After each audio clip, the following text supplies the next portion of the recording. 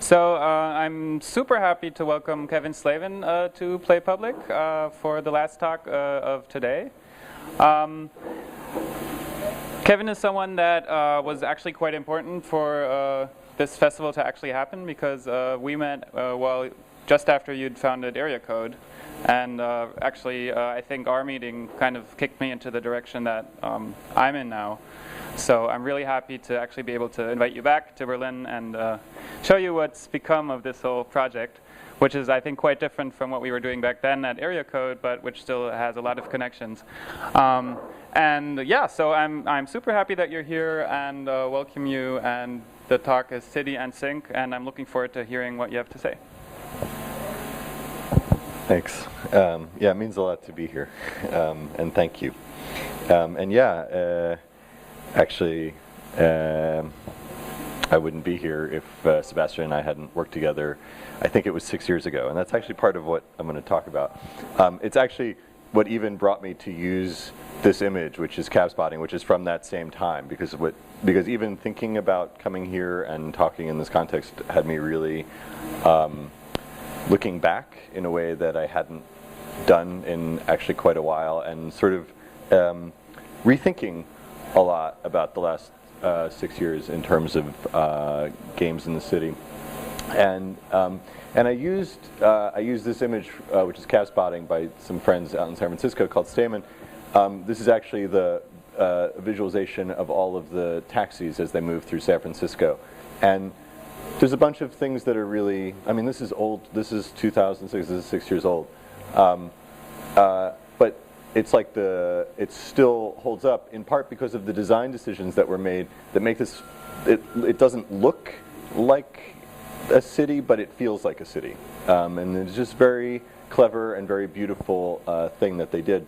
And I realized, sort of as I was like looking back at work from 2006, that in a way, like, we're beginning to catch up to that in some weird ways.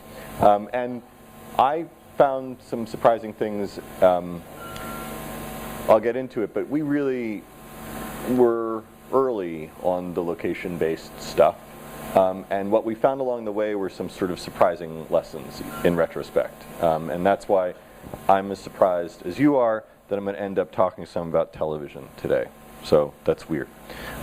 This is actually the game that Sebastian built when we worked together. This is 2006, and this is, as far as I know, it's the first ever location-based game designed for laptops. This was the first ever use, really, of a Wi-Fi positioning system. So this is using Skyhook, which is now embedded in anything that you pick up with a screen. This was really the first time working with a rather ornery API that you dealt with well, thank you, to make a game that was played on a laptop, but where, depending on where you played it, affected what was happening. So if you were playing here, we could determine that location off of the Wi-Fi router and put you on this island, in which, actually I don't have it on here, but it has resources that are different than the resources that are on this island, and they have different names, and all of these were sort of actually generated by people around the world. We ended up porting that to the Nintendo DS, which I don't know, I think that was after you, I forget. This is a game that we ended up never releasing because it involves negotiating with Nintendo, which, for anybody who's never done that, is akin to swimming through a trough of human shit. And so we never released it, but it still has a bunch of reviews from people who have never played it, but have some ideas about whether it's a good game or not. I always enjoyed that. Anyway, listen, I include this because I'm actually going to come back to this. This was a landmark, in a way, certainly for us, and maybe possibly within the industry, to think about a game that was affected by where you played it at that time. And I still stand behind this work, but we made some terrible, horrible mistakes in this. And some of those mistakes are actually what I want to kind of talk about. Where this comes from is actually a history that led us to do it. This is so, and I'll just tell this in my own personal history, which is that '99 was the first time I ever went geocaching, and when you still had to like go get a big GPS receiver. 2003, this is really important. And how many people are already familiar with this image, this second image? 1, 2, okay, not that many people. If you use, okay, so if you use the phrase big game, this is where it was invented. This is Frank Lantz, Nick Fortuno, and Katie Salin working with the University of Minnesota in Minneapolis to produce what was called the Big Urban Game, which was really, in a meaningful sense, sort of the first time that the city was conceived of as the board. And so these game pieces were made about 25 foot high, kind of Parcheesi-like pieces. There were people online who were affecting what the people on the ground were doing. And I convened something not so very different from this, in which two people, doesn't even matter exactly how it happened, but basically the fact that two people met around this work led to a couple of other things that I'll show you in a second. Within about 6 months, there were the Republican National Convention protests in New York City, and it was the first time in 2004 that I ever saw mobile technologies used by protesters to really effectively outsmart the cops, not in this particular picture, but in general, to be able to have better communications networks actually than the NYPD. And that felt like something kind of important. And the thing that came out of this, and out of a chance meeting at a dinner around some people, was a class that was generated out of this called Big Games. And from that class, a whole big bunch of projects came out. This is one of them, one of the better known ones. This is called Pac Manhattan. That's 2005, so that's about a year and a half between that and that. Anybody know who that is? Anybody recognize that? Okay, so that's Dennis Crowley as a student about 5, 6 years before he invented Foursquare. Okay, so that's, you know, this is sort of direct heritage and lineage as we sort of went on the way to saying, okay, look, what all of this adds up to, and this is 2005, is these weird connections between the physical things and digital things. And so we called the company Area Code. This was myself and my partner Frank Lantz. And I don't have to explain it here, but it's just to say, like, look, yeah, there's all these things that are in the world, and there's all these things that are in the air, and there's all these different ways to connect them, and we used to have to explain what they were, and now we have to tell people to please stop talking about them. We were interested in sort of restoring social interaction and physical context to games. We used to talk about it as read-write urbanism. We used to say that we were building software for cities, but what we were interested in was sort of entertainment software. And the way that Frank formulated it, that to this day I think is sort of the most useful one, was to say that we were building games with computers in them rather than the other way around. That these were games that used the computer to actually bring the rest of the world to life rather than to bring you deeper and deeper into a tunnel within the game. And so these were the kinds of things that we did for about 5 years, and then the dog ate our company, and that sort of closes that chapter in a way. And so what I started to do in preparation for this was to really look back. This was the first project that we did. This is actually the first use of, it's not even QR code. God damn it. So this is not even QR code. This is, but this is sort of the first use of optic code in North America, which I wish was the last time, but it's not. It's like once you let it out of the box. We used it for this game that was to promote basically cell phones for the wireless company that had them. We were interested in this idea of building a public secret. So the phones were terrible that we were trying to sell, and they really had nothing to offer except that these were the phones that we programmed to be able to actually read these, the codes that were there. We were interested in this idea of making something in the city that was visible to everybody but only legible to the people who were playing the game. And that was like sort of an essential thing that felt like that's what you could do now that you could build on that layer, and there were types of secrets that you could build there that you couldn't do any other way. We went from high school to high school and recruited kids to play this. You know, you learn lessons very quickly when you do this. Don't put it on stuff that's moving. Don't put it in the middle of the street, things like that. But we put them everywhere. I show this to just show how goddamn difficult this was back then. It was awful. It was terrible. We had no real way to communicate back to the phones except for SMS, and so we were bringing down SMS gateways and stuff like this. This is one of the first real-time visualizations of activity in a city, and what this was doing was showing the actual players as they were moving through. They were on teams. They were on these 5 different teams. Each one was a different high school, and as they moved through the city, these would light up, and you would see this on big boards and online. And the thing that was interesting is that, of course, we didn't have GPS on phones at that time, and it was illegal to pull the location data off the phones, as it still is, if you're a developer. So all we could do was to say, well, what we know is that if you shot that code, you must be here, right? If you shot that code, you must be there. And so really, what this was a game about was capturing that territory. So. And I think it's really important that, you know, whenever you see stuff like this, is like scavenger hunt, and that the scavenger hunts are broken in like 7 different ways, and that what we were interested in was a game that was about territory, and it was about taking territory to unlock those codes. And so to take the territory, you had to move your game piece into it. This is what the game pieces looked like. They're about 30 feet high, different animals from that region. They also, you learn things about, you know, how sunlight affects the inflation of air inside one of those. All kinds of things you learn. This is the display of the city to the people in the city. So this was like this very weird thing that we were looking for. We were looking for this kind of feedback loop where you'd be sitting at a cafe and you'd see this, and all of a sudden you'd see that, you know, the mountain lion thing had left Zone 5, and then you would see it like sort of run by, like a bunch of kids lifting this thing off the ground. This is just to show testing, because I always feel like nobody really talks about this, that what it takes to actually test these types of games is to actually test them. That you can't do it, it's like this isn't about modeling it on a screen or using agents or whatever. This involves like getting, you know, 100 phones and 100 people and actually trying it and realizing that that doesn't work, and realizing that that doesn't work, and so on. And so I always like to include this.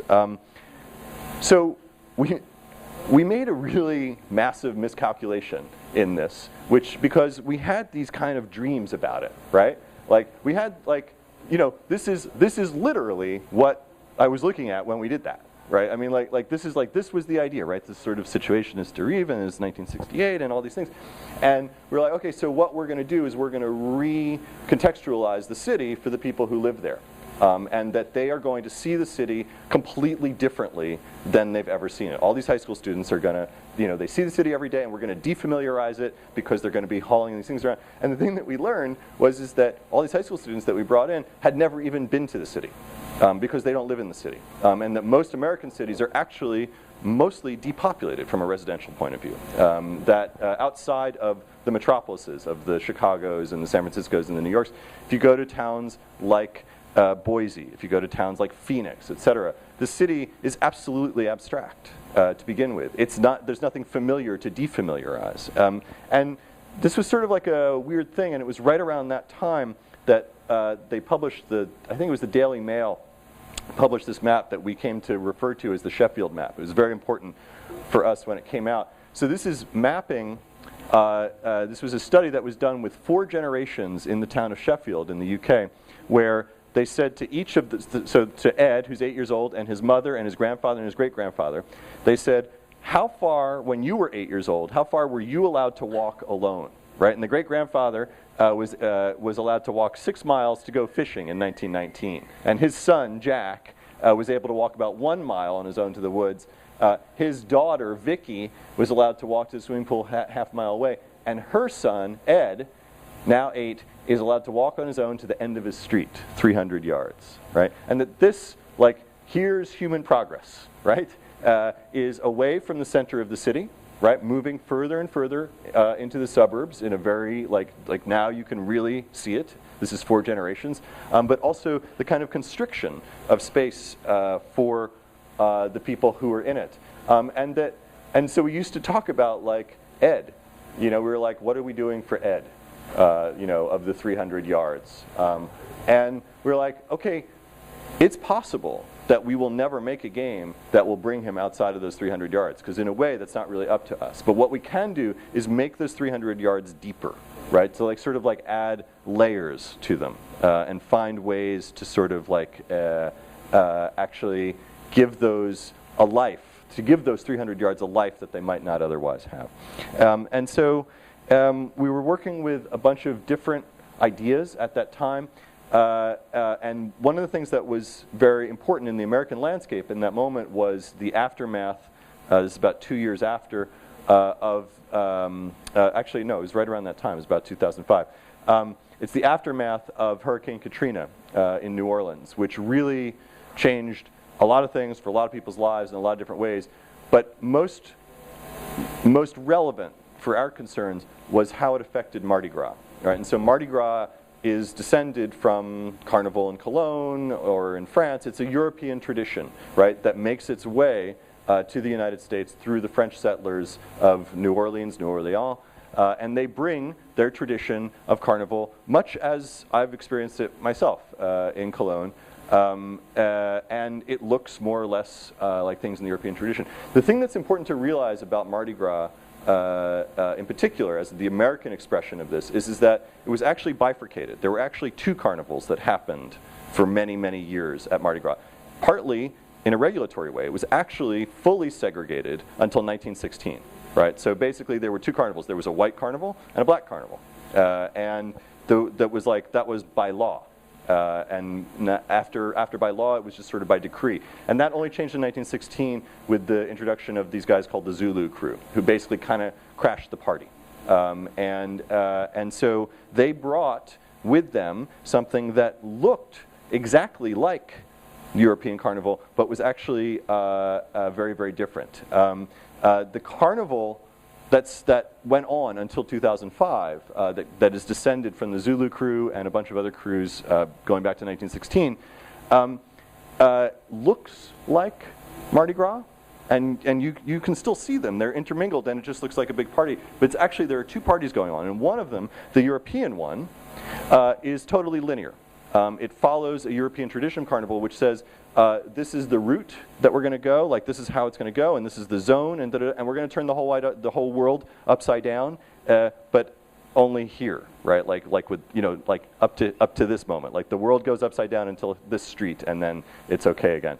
And in fact, what the Trinidad and Tobago and Caribbean traditions that get sort of integrated because they look the same are actually funeral traditions that come specifically out of Trinidad and Tobago that have to do with what's called the second line. And so the way that this works, or the way that it worked originally, is that when somebody dies, the first line is carrying the coffin of the deceased, and the first line is the family and the friends. It's the people who really knew and loved that person and are going to put them in the ground. The second line looks like this. It's actually sort of people who knew them, but really they're there, and on the way to the burial, they're quiet, and when the body goes into the ground, they start playing, and they're playing music, and they do that to release the spirits, to release some of the spirits, and also ward off the ones with dangerous mojo.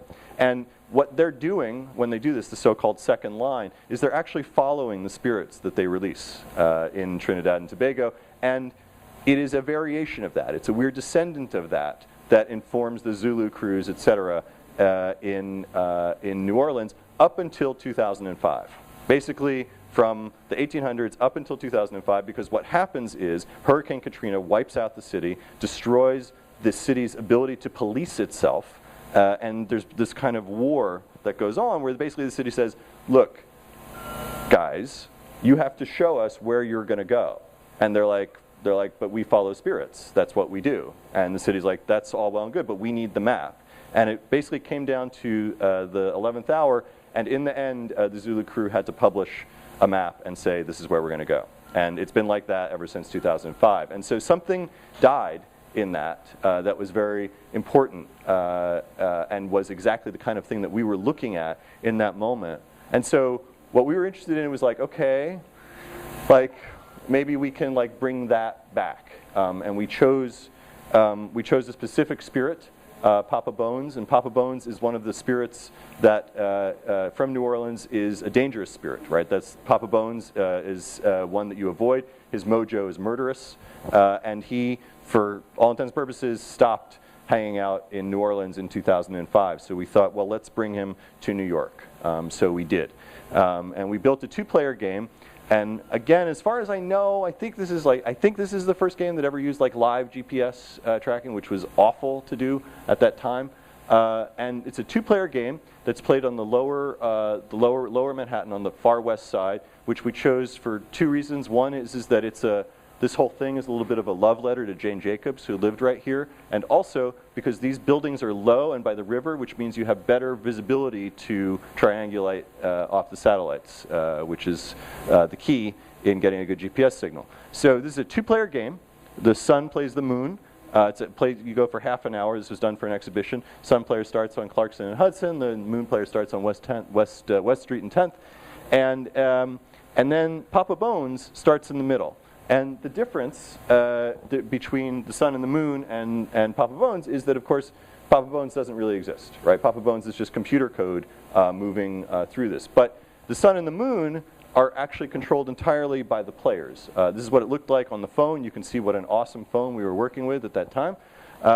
And your only move in the game, effectively, is to move in the game, right? It's to actually move. So here, the sun player is about to capture Clarkson and Hudson by moving through it. The moon player is probably going to try and sweep down. And Papa Bones is moving however Papa Bones moves, because he's a spirit, and that's what spirits do, and that's how it works. They don't publish their map. These two are real people, and that's not. And there's this weird tick in human behavior. You know this if you've ever tried driving with a GPS. If you're here and you see that the moon player, your opponent, comes onto Hudson Street and you're looking at your phone and you have to look up. You can't not do it. You look up. If you see that they are visible to you, you look up to confirm that. And it is also true that when Papa Bones comes down Clarkson Street on your left, you also look up to meet this thing that, of course, isn't really there, right? Because it's just code. And so this is what it looked like to play the game, and this is what it looked like to play the game. These are people who are running down Leroy Street being pursued by something invisible, and these are the kinds of experiences that we were interested in, because if Papa Bones touched you, if his geography was concurrent with yours, you would die, let's say. And so these are people who were actually running from computer code. I'll skip over that. This is just to show you do something like this by designing games. It's not by writing software. The writing software comes after that. This is, look at that. That's you. Yeah, I forgot that.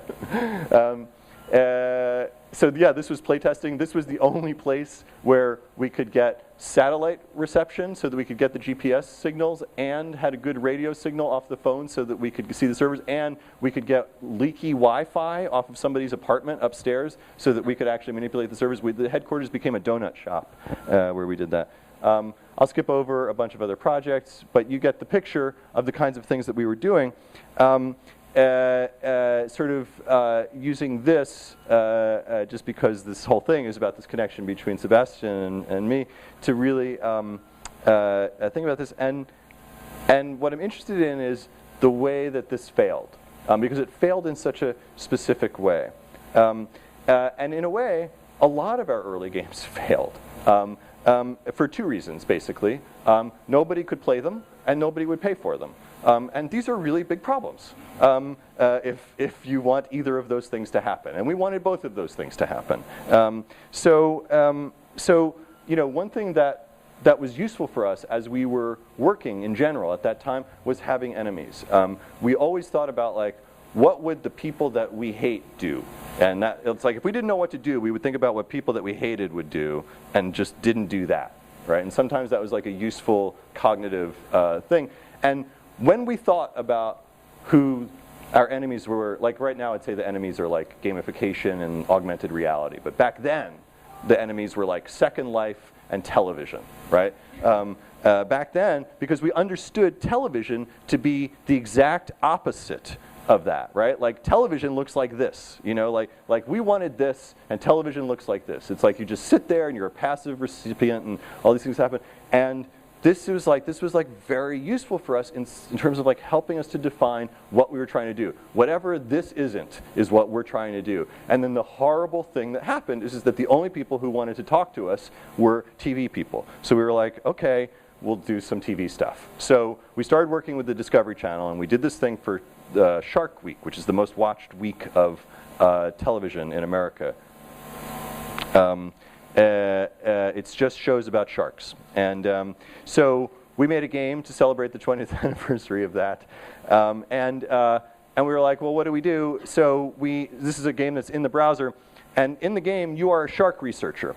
You're a shark researcher, and you're looking for sharks so that you can study them, and you can gather data about them, and then you can get money for that data, and you can get new stuff. And so you outfit your boat, and you put your crew together, and then you can see here's some sharks in the Pacific Ocean, and there's you, the dreadnought, and you set your waypoints, and then you just let it go. And it's hard to see it here, but the ETA here, the time of arrival, is 9.5 hours for the ship to go there. And that actually means it's going to take 9.5 hours for the ship to travel like 400 pixels, which if you sat there and watched it would be the most boring video game in the world, which is super ambitious, by the way. Like, that's very difficult to make the most boring video game in the world, but we could have done it.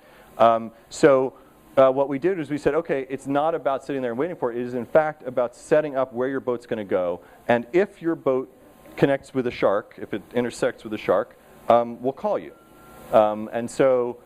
In fact, we're not going to call you. We'll send a text message and let you know that you have 3 hours to come in. So basically what's happened is just like running on the street, you intersected with a spirit. In this, your boat has intersected with a shark. You have 3 hours to get back and execute a dive and deal with that. It was originally half an hour, and that didn't work out so great. So the thing about the game, though, that sort of made it a little bit famous when it happened was that the ships in the game are controlled by the players, but the sharks here in the game are actually being controlled by white sharks in the Pacific Ocean that have GPS transceivers stapled to their dorsal fin. So what you're doing in the game is you're basically playing tag with a bunch of sharks in the Pacific Ocean that don't know that that's what they're doing, as far as we know. They don't know that. So this was the thing that we thought was so sexy and so interesting, was this way of connecting with things that were actually there in the world. And this is what I want to say is that when I look back now, I realize that was interesting, and I like it, and we got to use shark clamps. But the thing that was actually really interesting was this part. The thing that was really interesting in retrospect was the part where you were playing a game that you only played for like 5 minutes a day, but those 5 minutes weren't up to you. Those 5 minutes were up to a shark somewhere that didn't know that they were subjecting you to this. But this idea that somehow those 5 minutes of your day became important because of something that is, on the one hand, totally abstract, and on the other hand, totally real. And in this, I think that we started to really understand that time is like a plastic element in games in a way that we haven't been able to do that before. And to really start thinking about that. And it led us to doing a Facebook game that was about parking. And again, this was like to promote some television show about parking. And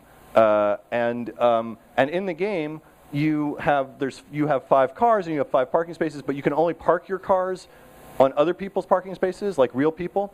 And if they catch you parking illegally, they ticket you. That's the whole game. That's all it does. But it did phenomenally. Like, people loved this game. And the reason that they loved this game is because what they were doing when they were playing it was thinking about somebody else, right? That's what you do. So you knew that somebody went out to lunch, and you'd like get right onto his street, right? Because you know that you can be there for at least an hour. If somebody goes on vacation, you go to their street and be totally full, right? Because everybody knew, like, oh, it's free parking for like a week until he gets back, right? And realizing that like this thing, that like the time of like real people in the real world started to become this material that we could work with, and that wasn't at all what we'd set out to really get. But I realized it most accurately, in retrospect, that that's what we were really getting into. We did some stuff for the European Football Championships. It was similar, where it was just like, basically, I won't go into the whole thing of it, but just like you subscribed to your team, Germany, England, whatever, and when your team scored a goal, we called you. And it had the ringtone was for your country, and you would answer it, and you would hear everybody else who was following that team, drunk usually, sadly, or great, I don't know. But so basically it was this idea that you'd be in a bar and suddenly everybody's ringer would go off at once, or you'd be in a stadium and everybody's ringer would go off at once, and these kinds of experiences are in a way possibly way more profound than being located, right? It's actually to be situated with people. And we started making games that were about synchronizing with live television. This was a game with The Sopranos where basically you're arranging your pieces based on what you think is going to happen on The Sopranos tonight, and it's like actually like when they're on the screen they start to score points, and this was like, I think this is like 2007, this was proper magic back then, to have the sense that this screen was somehow in dialogue with that screen. You'll see Tony Soprano come through those doors in a second, his face will light up. And there's something that's a little bit uncanny about that has nothing to do with like GPS or whatever. It has to do with time. It has to do with like that moment where you know that everybody else is doing this thing at this moment too. And we started building other types of things. This was a game for a terrible show on MTV called The Hills, where it was basically a competitive chat game that was a total disaster.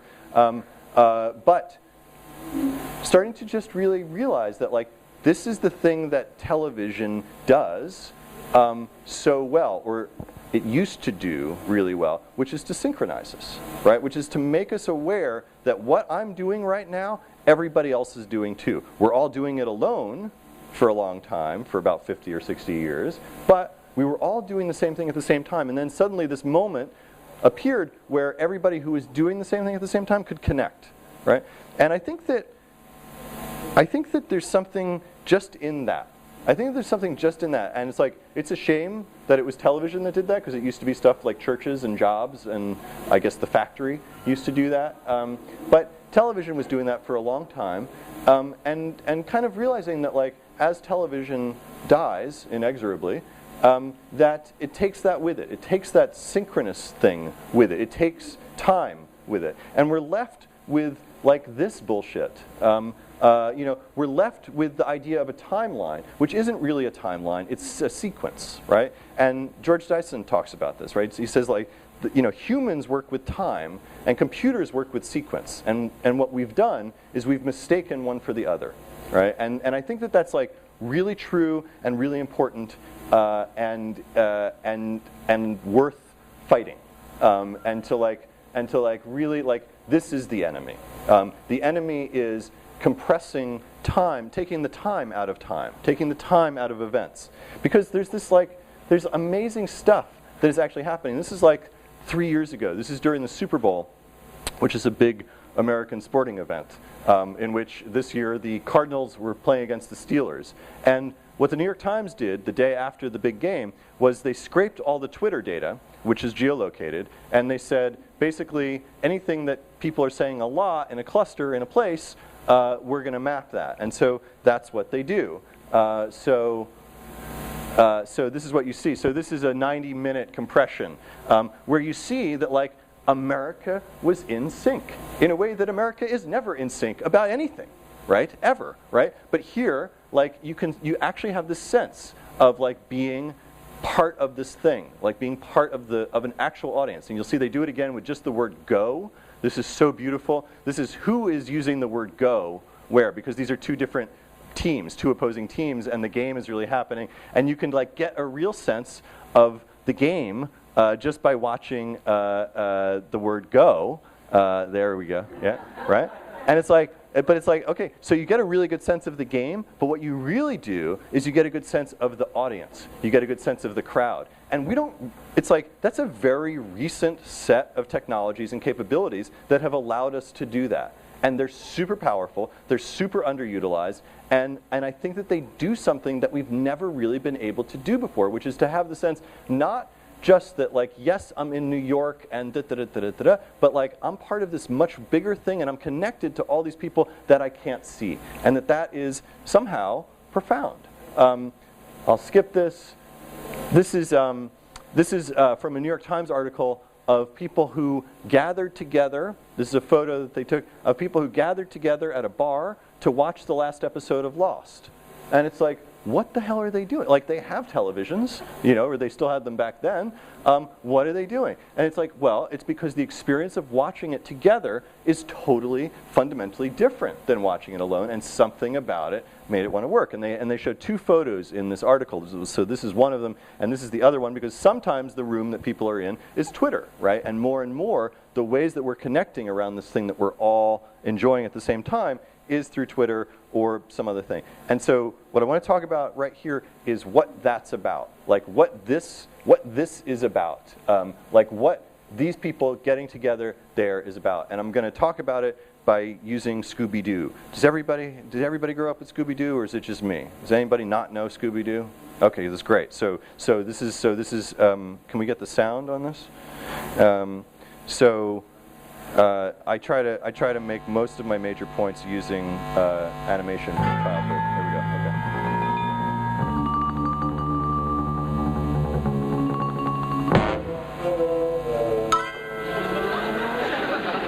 Okay. Like I'm right here, Scoob.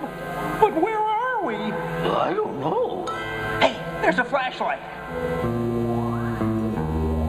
Zoink! Okay, so put the sound again. Thanks. So the thing that's weird about this clip is not the part where there's a flashlight sitting in the middle of a cave and that they could find it in pitch darkness, although that's weird. The weird thing about this clip was the laughter, right? Like, you could hear it. And I remember, as a kid, hearing that, the laughter on Scooby-Doo, as if there's a fucking studio audience sitting here as they shoot the cartoon, right? As if somehow there are actual people who are actually watching this thing. And I remember as a kid, like, seeing that and thinking, like, that's weird. And then sort of like putting it away, because you have to put it away for television to work. It's like if you don't put it away, all of television just sort of like falls away. And the thing is that like that laughter, that fake laughter, was in television, although it's still actually in most television. It's in about 70% of comedies still. And it's crazy, right? It's like, it's a very weird thing. The people who are laughing in there are dead. They can't possibly be in the studio with a cartoon. There's nothing rational about it, and yet somehow we need it. And you know, one way to understand it is to think about what life would be without it. If you can turn the sound up again. This is to really make the point. This is a show called Friends from a while ago. This is from a, I'll just play it. This is basically people who have removed the laugh track from shows that had it. Ross, thank you. Oh. Hey, do you guys want to go see a movie? Oh, yeah, why not? Yeah, Phoebes? No, thanks, I've already seen one. I'm gonna get my sweater. Okay. Super awkward, right? You know, you can kill it. You can kill it.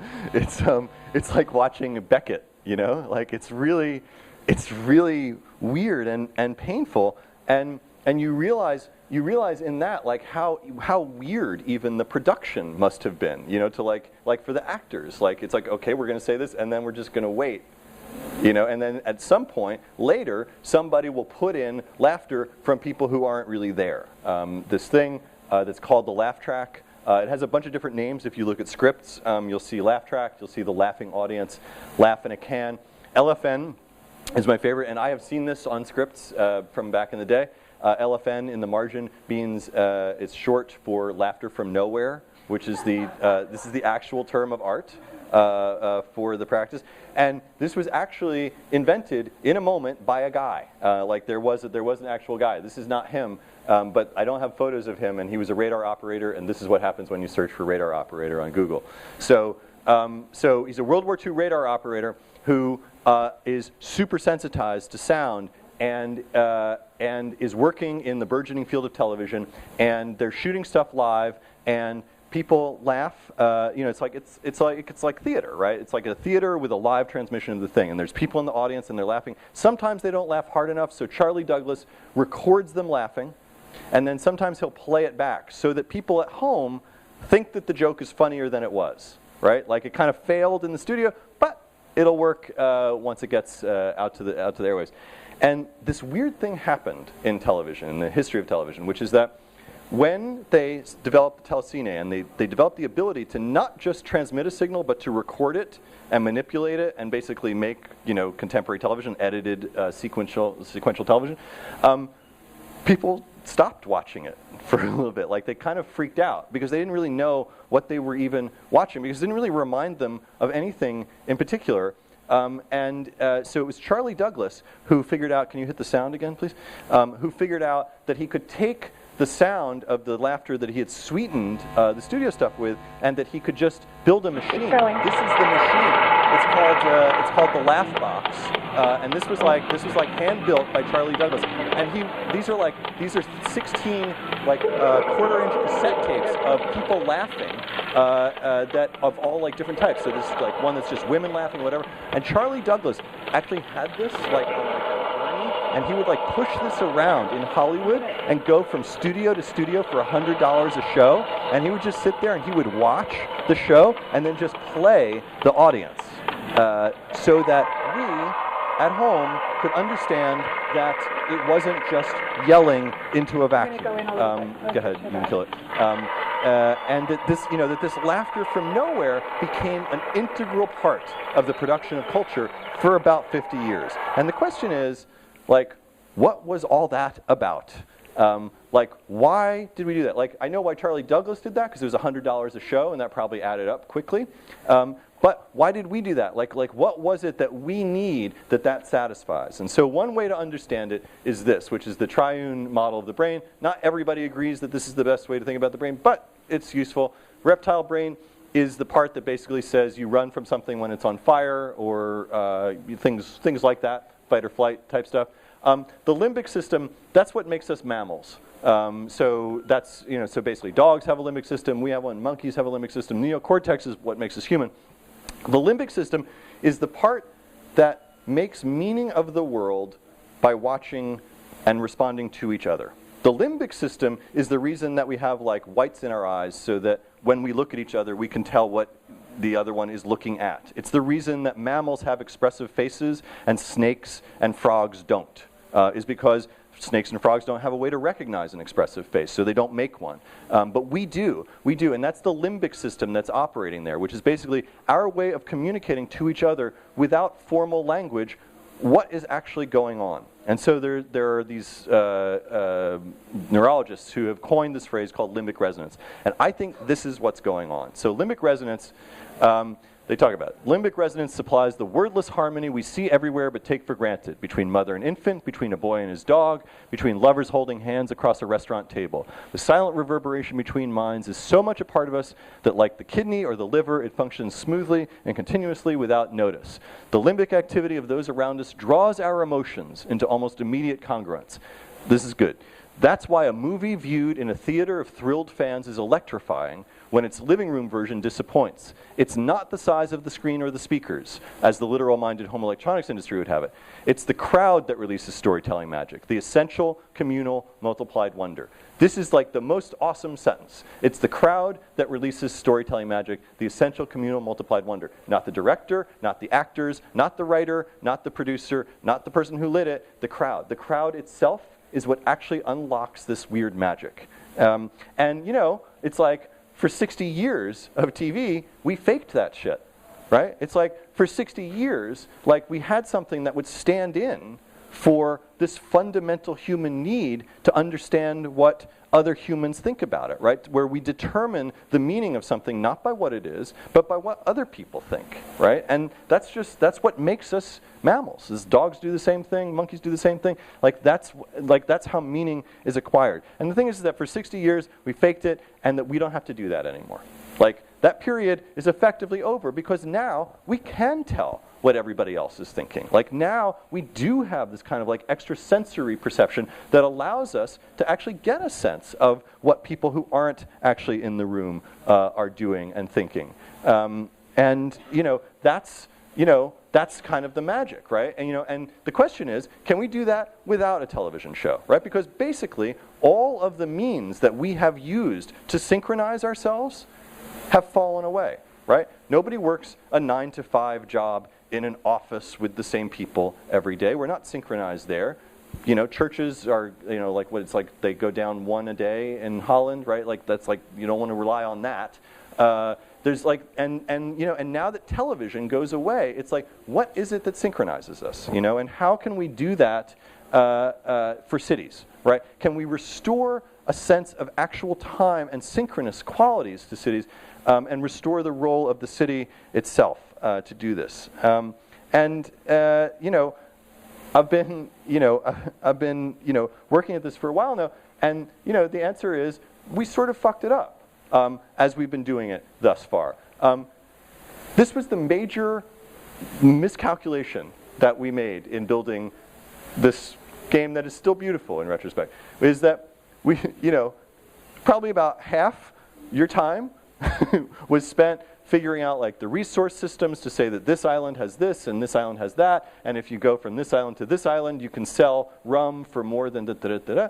And then the other half, like a full 50% of it, was figuring out what happens when two people are on the same island, right? Because that's where it gets really exciting. That's combat, right? You're two pirates, right? You're going to fight over this island.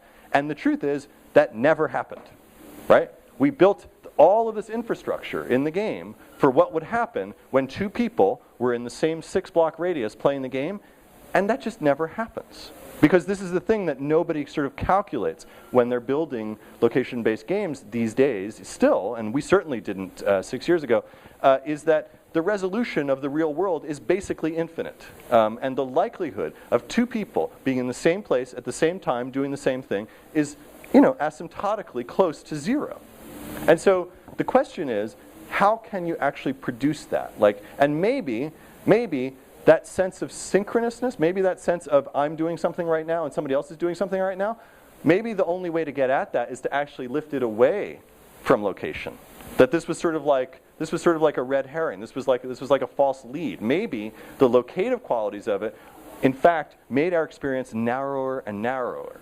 And the part that's really valuable, which is the connection to other people at the same time, is what's so amazing. And it's like, you can see this. I took this on the tube yesterday in London. It's like, this is amazing what's happening with the Olympics, right? It's like to bring nations into this like weird little microcosm. But always, it's like the thing about the Olympics is that we're all experiencing it wherever we are. That's what makes it amazing, right? And that's why like NBC is getting, which is the big American network, is getting totally hammered because they're delaying the broadcasts in America, right? So Americans are getting the Olympics like 3 hours off from everybody else, which has to do with commercial interests and da-da-da-da-da. People are furious because the meaning of the Olympics is that we are all around the world watching it together. That is actually what makes it valuable. And that's sort of like, that's this underexploited magic. And there are like, there are like projects, again, this is an old project, but it's like, it captures it. Sasha, who's from here, maybe is here, but no, I don't see him. Sasha, this is the camera that has no lens. It has the screen on the back. And when you press the button, it shows you the picture that somebody else just took somewhere else. It goes and it fetches the photo that was taken at that same moment and uploaded to Flickr when he did it 6 years ago. So what you get is a photograph of the moment, right? Not the place, but the moment. And that's a much more potent magic to me than any of the stuff that we were doing about place, than any of the stuff that we were doing about the city as we understood it. It's this idea that I'm connected to somebody through this like thin slice of time. And there's ways to sort of like bring it into sync. There's ways actually of disrupting it. This is Tom Armitage, who works at Hide and Seek, total genius, who just launched this. He basically built a Tom Armitage in the past. It's him from 1 year ago checking in from Foursquare. So he is his only friend. So every day, you know, he just sees himself checking in from exactly 1 year ago, right? So there's like this ghost version of himself running through the world that he alone is exposed to. And it's like, that's powerful. That's actually using time as the medium. This is one of the last things I'll show you. This is a game that I started working on in 2010, and I'm just picking it up now. This is a game that simulates the cordon sanitaire, the sort of ancient and not necessarily so awesome practice of quarantining people when they're ill. And so in this, it says, okay, this is a game that happens 1 minute a day. But which minute isn't up to you? It's like the shark runners. Which minute isn't up to you? It's up to patient zero, who is going to erupt somewhere. And basically, you can either join this and it'll stretch out, or not join it and it'll constrict. And the game is about, in 1 minute, getting a group of people, a group of players, to try to cooperate without the ability to communicate, right? Which is a very interesting and difficult problem that we'll see if it's actually a fun game.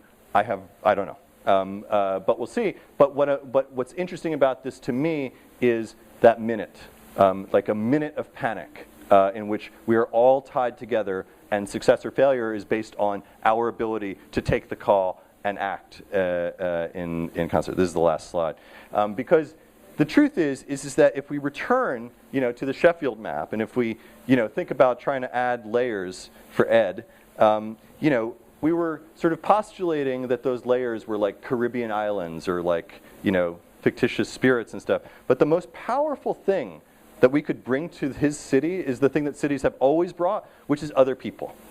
Like the crowd, the audience, the Masse and Macht, you know, like the stuff that brings humans together. And that's not just the built environment, that's actually like real people in real time. And that's what makes things real. It's not 3D graphics that make it real, it's not lifelike voice responsiveness, it's actual real people in real time. And so it's just sort of like a loose call to everybody working in the space to just really consider time as the plastic material that they're engaging with, and that I'm really looking forward to seeing what happens next.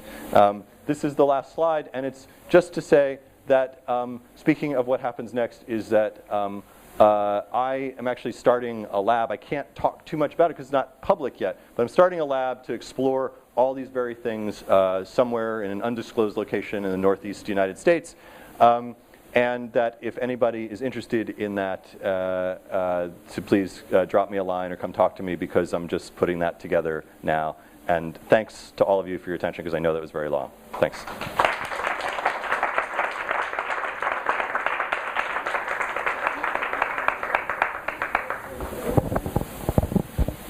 So thanks for the wonderful talk, Kevin. I think we can take a couple of questions in here before we all move out and sit on the yoga balls and expand the discussion to all the other great stuff that was at the festival. So are there any immediate questions? Okay. It's not a question, it's just two terms which came to my mind, and I just wonder kind of how you could play with that. One is because you were opposing space and time in a way, and talking about synchronicity. I know this kind of discussion about Olympics and BBC looking into how to get the stickiness, like keep people on the screen again and to their webpage, and they talk about liveness, and I think it's a quite good a term because it describes the quality and it doesn't really decide about space or time. So I wonder what you think about that. The other one is, it came to me like during your talk, but kind of returned pretty much at the end of your talk more forcefully, is the idea of infection. Because I think beyond synchronicity, what you can take out of this laughter example is that TV tried to infect people with the same emotions at the same time, and laughter is one of the most infectious social phenomena. So I wonder. There's a great video on YouTube somewhere of somebody who did the experiment on the Berlin subway. Do you know what I'm talking about? The woman just started laughing and just wouldn't stop until somebody else started laughing, and like indeed the whole car was just it was an amazing little experiment because it really works. It's what? It's a fake, really? Oh, that makes me sad to hear. But it's still a fundamental human truth that when it's like if there's a funny person in the room, or if there's a cheerful person in the room, the whole room gets cheerier. If somebody's in a really crappy mood at a dinner, the whole thing sinks, right? And that's not a deliberate attempt, but that's actually humans calibrating to each other. That's what we're really good at, whether we want it or not. But I don't see enough stuff that actually plays to that, and that's what I'm really interested in. So.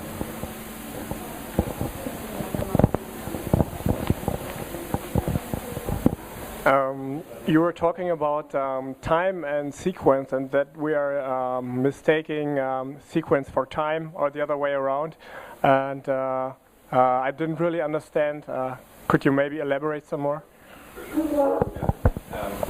It's a good question, and because I did kind of gloss over it, and it's to give deliberate credit to George Dyson, who kind of articulated this, which is that the human relationship to time sometimes it speeds up and sometimes it slows down, and some days are longer than others, and some weeks last forever, and some just go by like that, and some years of your life and our experience of time is kind of weirdly ineffable. Like you can't. It's not linear.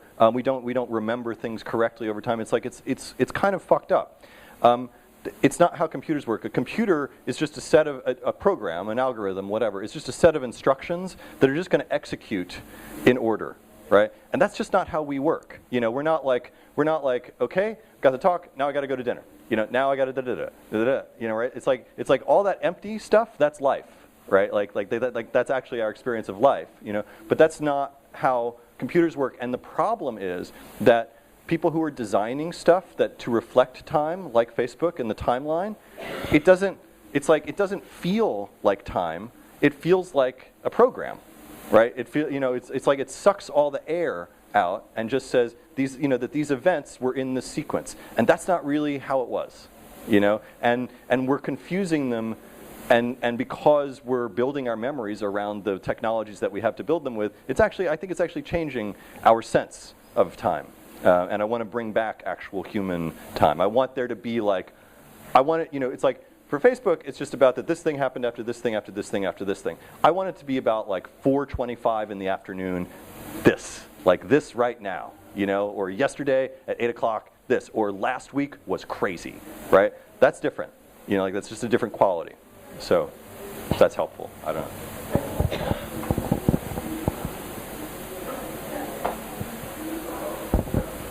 So you are talking about time instead of space.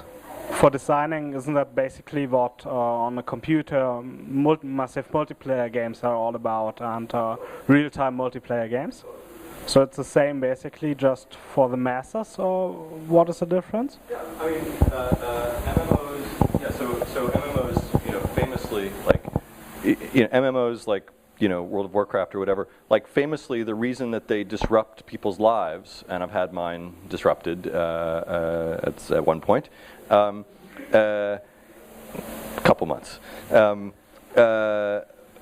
is that they exist in the time of the game, and your obligation, your sense of obligation is to the other people in your guild, right? So it's like that 15 people are depending on you in a way that work might not be right now, right? It's like this sense that they can't wait, right? And that is part of what is magic, right? That sense of urgency and of being needed right this second by a bunch of people satisfies some very basic human instincts, right? There's also a bunch of other stuff going on in MMOs, especially successful ones, but I think that also it's just that thing of just feeling like this is not negotiable. I can't show up 5 minutes late. I can't text them and say, you guys go on without me, I'll catch up, right? That's not going to work. Everybody will die, right? But the rest of life has that kind of weird plasticity more and more, right? And I think that it's satisfying to say, no, now I have to wake up at 3 o'clock in the morning because, you know, this guy's in Japan and da-da-da-da-da. Like, there's something that's satisfying about saying it's right now, it's happening right now, because there's not enough stuff in our life that's like that anymore, is my thesis. So you basically want us to concentrate more from the design part on that? Yeah, I just think that there's a lot left to mine in there that hasn't been mined. Yeah. Having my life disrupted by a similar occurrence, if there's one company that really mines as well, it's Zynga. I've played Castleville for a while, and their experience of time and how it enslaves me to be ready at certain amounts of time to do stuff was quite compelling and horrible at the same time. So I don't know if you're suggesting we should build that kind of stuff, but... You know what? All I can say is that if you played that game and you liked it, then it's good. I don't have another. I can't really talk about that in a way for a bunch of reasons. But it is true that part of the material that they're working with is time. But what they're working with is a schedule in the game, and that's slightly different. And I haven't really thought through exactly how to articulate the difference there, except that the stuff that I'm interested in is the stuff that I'm most interested in is the stuff where it's determined by other people's actions rather than like, you know, like the cloud. Yeah, a robot. Yeah, yeah. For sure. Okay. Speaking of time, we're way past our schedule, and what I would suggest doing is that we maybe all go outside and get some air and then decide if either we want to talk more or we immediately throw rubber balls at each other. So the suggestion would be to whoever wants to, and then continue talking. So let's all go outside and see what the mood is of the crowd. Thank you, Kevin.